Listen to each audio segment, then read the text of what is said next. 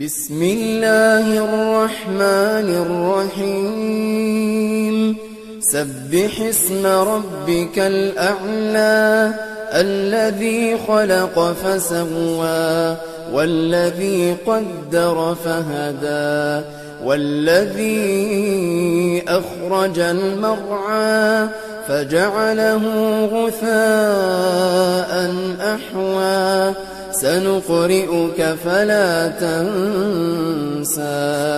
إلا ما شاء الله إنه يعلم الجهر وما يخفى ونيسرك لليسرى فذكر إن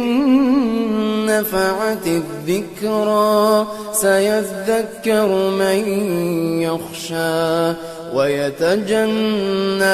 الأشقى الذي يصلى النار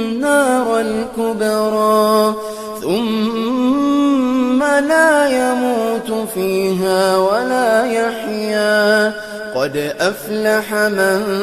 تزكى وذكر اسم ربه فصلى بل تؤثرون الحياة الدنيا والآخرة خير وأبقى إن هذا لفي الصحف الأولى صحف إبراهيم وموسى.